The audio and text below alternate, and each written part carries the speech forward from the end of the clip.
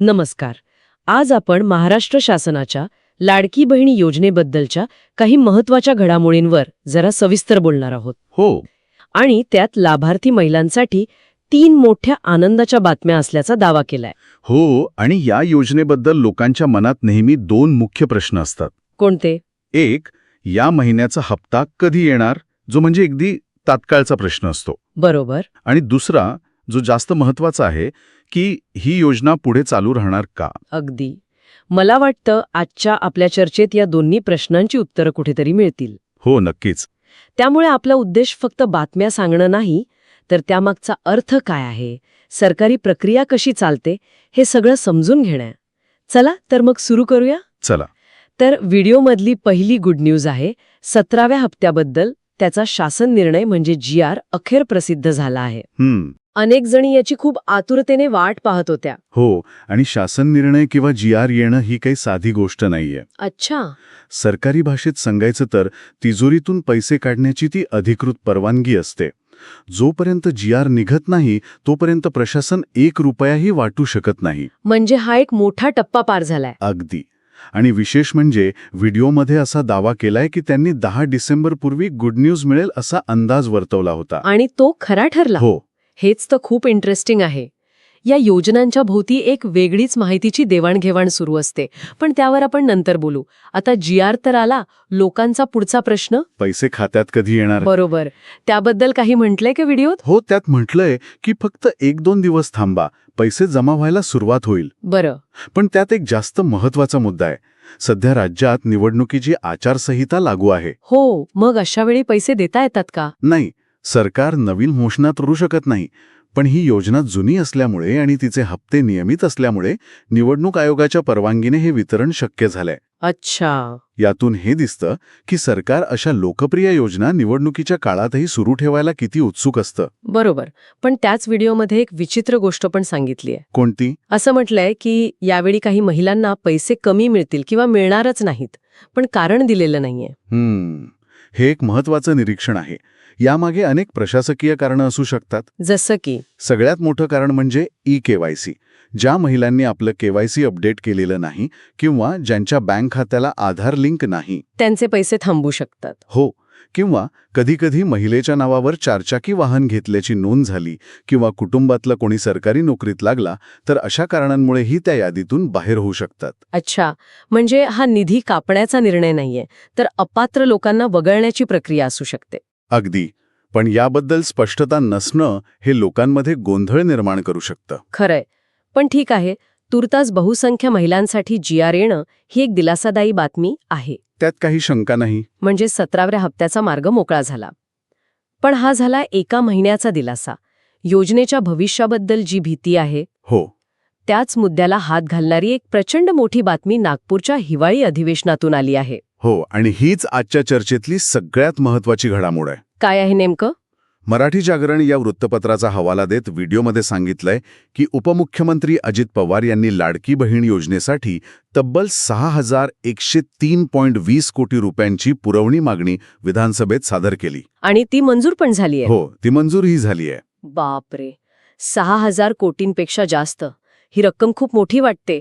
पण याचा अर्थ असा होतो का की सरकारचं बजेटचं नियोजन चुकलं होतं? हा खूप चांगला प्रश्न आहे. पुरवणी मागणीचा अर्थ समजून घेतला की याचं उत्तर मिळतं. समजा मग सोप्या भाषेत. म्हणजे बघा, हे असं आहे की गाडीत पेट्रोल संपल्यावर आपण घरून अधिकचे पैसे मागतो ना, हां. तसंच आहे. सरकारने वर्षाच्या सुरुवातीला बजेटमध्ये काही रक्कम बाजूला ठेवली होती, पण आता दिसतंय की ती रक्कम योजना पुढे चालवण्यासाठी अपुरी पडणार आहे. पण ती अपुरी का पडली? लाभार्थी वाढले की दुसरं काही कारण आहे? दोन्ही शक्यता आहेत. अनेकदा लाभार्थ्यांचा आकडा अपेक्षेपेक्षा वाढतो आणि बजेटचं गणित कोलमडतं. अच्छा. आणि दुसरं कारण राजकीय असू शकतं. निवडणुका जवळ आल्या आहेत, त्यामुळे योजनेत कोणताही खंड पडू नये यासाठी ही अतिरिक्त तरतूद केली असावी. म्हणजे हे नियोजनाचं अपयश आहे की राजकीय खेळी हे सांगणं कठीण आहे. बरोबर. पण 6,103 कोटी रुपये म्हणजे किती हप्त्यांसाठी पुरतील, काही अंदाज आहे का? एक साधं गणित करूया. समजा 1.15 कोटी लाभार्थी आहेत आणि प्रत्येकीला 1,500 रुपये. हां. तर एका महिन्याचा खर्च साधारणपणे 1,725 कोटी रुपये येतो. अच्छा. तूद आहे. मग याचं इतकं महत्व का? याचं महत्त्व रकमेत नाही तर सरकारच्या इराद्यात आहे. अधिवेशनात पुरवणी मागणी मंजूर होणं हे सरकारचं योजनेप्रती असलेलं गांभीर्य दाखवतं. म्हणजे ही योजना बंद होणार या अफवांना यामुळे आळा बसेल. अगदी. अधिवेशनात मंजूर झालेली मागणी पूर्ण करणं हे सरकारवर एक प्रकारचं बंधन असतं. बरं, म्हणजे तात्काळ दिलासा आणि भविष्याची थोडीशी हमी या 2 बातम्या महत्वाच्या आहेत. हो. आता तिसऱ्या बातमीकडे वळूया. ही थेट सरकारी घोषणा नाही, पण एका महत्वाच्या मागणीबद्दल आहे. हो, ही बातमी भविष्यातील अपेक्षांशी जोडलेली आहे. कोणती मागणी? मागणी आहे की योजनेचा मासिक हप्ता 1500 रुपयांवरून वाढवून तो 2100 रुपये करावा. अच्छा, आणि ही मागणी कोण करतंय? आणि ते दावा करतात की ते स्वतः गेल्या 15-20 दिवसांपासून सोशल मीडियावरून हा मुद्दा सातत्यानं मांडत आहेत. आणि या मागणीचा आधार काय आहे? त्यांच्या मते याचा आधार 1 वर्षापूर्वी दिलेलं आश्वासन आहे. असं? हो, सरकारनंच हप्ता टप्प्याटप्प्याने वाढवून 3000 पर्यंत नेण्याचं आश्वासन दिलं होतं, असं त्यांचं म्हणणं आहे. त्यामुळे आता किमान 2100 रुपये तरी मिळावेत, असा त्यांचा युक्तिवाद आहे. म्हणजे ही मागणी आता फक्त सोशल मीडियावर नाहीये. नाही. विशेष म्हणजे ही मागणी आता काही आमदारांनी अधिवेशनातही उचलून धरली आहे. इथे मला समाज माध्यमांची ताकद दिसतेय. एक युट्यूबर एका मागणीला वाचा फोडतो, त्याला लोकांचा पाठिंबा मिळतो आणि तोच आवाज विधानसभेत पोहोचतो. अगदी. हे एक उत्तम उदाहरण आहे की डिजिटल प्लॅटफॉर्म्स आता फक्त माहितीचे स्रोत राहिलेले नाहीत, तर ते पॉलिसी अजेंडा सेट करत आहेत. बरोबर.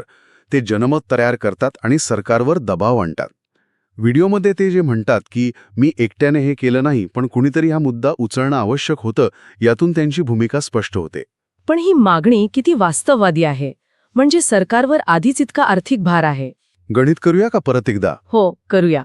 सध्या 1500 रुपयांप्रमाणे वार्षिक खर्च येतो अंदाजे 20,700 कोटी.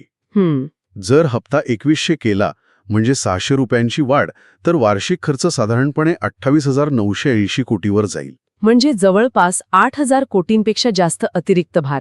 हो, ही रक्कम खूप मोठी आहे. त्यामुळे सरकार यावर लगेच निर्णय घेईल याची शक्यता कमी आहे. पण निवडणुकीच्या वर्षात काहीही होऊ शकतं. ती शक्यता नाकारता येत नाही. तर या सगळ्या चर्चेचा अर्थ काय? थोडक्यात सांगायचं झालं तर 3 महत्वाचे मुद्दे आहेत. 1. 17वा हप्ता लवकरच मिळणार. बरोबर. 2.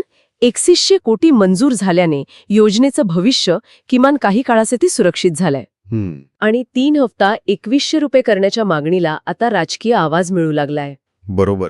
आणि या सगळ्यातून जो एक मोठा प्रवाह दिसतो तो म्हणजे माहितीचा. म्हणजे व्हिडिओमध्ये दावा केलाय की त्यांना ही माहिती मंत्री, आमदार आणि त्यांचे स्वीय सहाय्यक म्हणजे PA यांच्या नेटवर्कमधून अधिकृत घोषणेच्या आधीच मिळते. हो, आणि ही गोष्ट खूप महत्वाची आहे. का? कारण याचा अर्थ असा होतो की सरकारी योजनांची माहिती आता फक्त अधिकृत GR मधून नाही, तर अशा अनधिकृत चॅनल्समधून लोकांपर्यंत जास्त वेगाने पोहोचते. आणि याचे फायदे तोटे दोन्ही आहेत. नक्कीच. फायदा हा की लोकांना माहिती लवकर मिळते. पण तोटा हा की जर ही माहिती चुकीची किंवा अर्धवट असेल तर मोठा गोंधळ